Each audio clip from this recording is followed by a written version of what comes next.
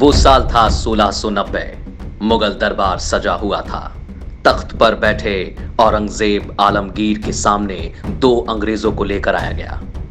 दोनों के हाथ बंधे हुए थे। दरबार में आते ही उन्हें फर्श पर लेटने का हुक्म सुना दिया गया। दोनों अंग्रेज चुपचाप जमीन पर पड़े फर्श की धूल चाटते रहे। तभी औरंगजेब ने उनसे सवाल पूछा, बताओ तुम क्या चाहते हो। नमस्कार, आप देख रहे हैं डेली बज इंडिया और आज हम लेकर आए हैं औरंगजेब और अंग्रेजों के बीच हुई एक जंग की कहानी, जो बताती है एक जमाने में अंग्रेजों ने कैसे औरंगजेब के सामने घुटने टेक दिए थे। लेकिन जब वक्त का पहिया बदला तो इन्हीं अंग्रेजों ने पूरा का पूरा मुगल साम्राज्य उखाड़कर फेंक दिया। तो चलिए बिना देरी किए शुरू करते हैं औरंगजेब के साथ अंग्रेजों की इस टक्कर की ये कहानी। सन 1686 में चटगांव पर कब्जा करने के लिए ईस्ट इंडिया कंपनी की दो पलटन निकल पड़ी थीं। उधर बंबई में भी अंग्रेजों ने तलवारें म्यान से बाहर निकाल ली और मुगलों के कई जहाज लूट लिए।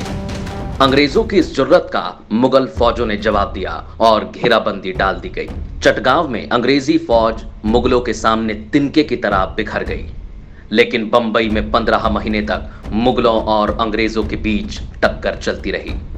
ये बात सही है कि अंग्रेजों ने उस जमाने में मुगलों के खिलाफ तलवार उठाई थी, लेकिन तब उनकी तलवार में इतनी धार नहीं थी कि वे मुगल हुकूमत को चुनौती दे सकें। आखिरकार औरंगजेब की फौज के सामने अंग्रेजों ने हथियार डाल दिए और सुलह के लिए अंग्रेजों के दो दूत औरंगजेब के दरबार की ओर निकल पड़े। इन अंग्रेज दूतों के नाम थे जॉर्ज वेल्डन और अब्राहम नोआर। 1690 में दोनों अंग्रेज दूतों को औरंगजेब के दरबार में लाया गया। ये दूत भले ही थे, पर इन्हें जब औरंगजेब के सामने लाया गया तो इनकी हालत किसी युद्ध बंदी जैसी थी। दोनों के हाथ बंधे हुए थे, तन पर मैले कुचैले कपड़े और आंखों में खौफ लिए जॉर्ज वेल्डन और अब्राहम नोआर पहली बार मुगल दरबार पहुंचे। औरंगजेब के सामने पहुंचते ही इन दोनों को फर्श पर लेटने को कहा गया। दोनों अंग्रेज दूतों ने ऐसा ही किया।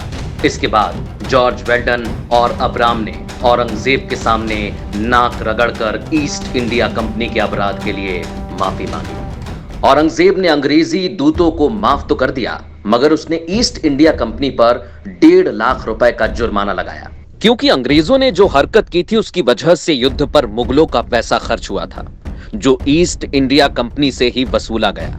इतना ही नहीं, औरंगजेब ने ईस्ट इंडिया कंपनी के उस वक्त के प्रमुख जोजाया चाइल्ड को भारत छोड़ने का हुक्म भी जारी किया।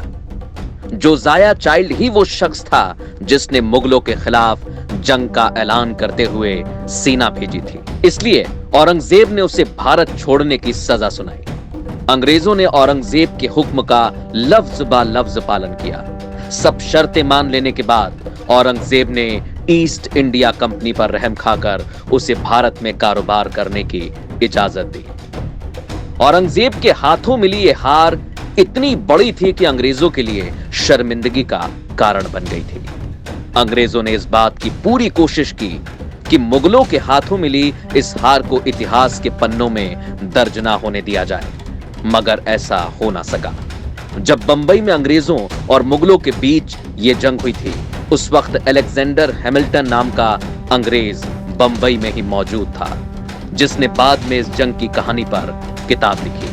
हैमिल्टन के मुताबिक औरंगजेब ने अंग्रेजों को सबक सिखाने के लिए बंबई में सीदी याकूत को भेजा था, जिसने किले को घेरकर ईस्ट इंडिया कंपनी के सारे इलाके लूट लिए और वहां मुगल परचम फहरा दिया। अंग्रेज सिपाहियों को जंजीरों में बांधकर गलियों में घुमाया गया। मुगल सेना से ईस्ट इंडिया कंपनी के कई कर्मचारी इतना खौफ खा गए कि वो चुपके से किले से बाहर आए और जान बचाने के लिए धर्म परिवर्तन कर मुसलमान बन गए थे। ये जंग अंग्रेजों के दामन पर लगा ऐसा दाग थी जो धोया नहीं जा सका। लेकिन एक सच ये भी है कि शायद इसी जंग ने मुगल हुकूमत के खात्मे का बीज भी बोया। ये बात सही है कि औरंगजेब के जमाने में अंग्रेजों ने मुगल दरबार में लेटकर फर्श चाटे, मगर यही अंग्रेज बाद में मुगलों की बर्बादी का कारण भी बने। तो आज बस इतना ही। वीडियो अगर पसंद आया हो तो लाइक शेयर जरूर करें और हाँ, डेली बज इंडिया को सब्सक्राइब करना ना भूलें।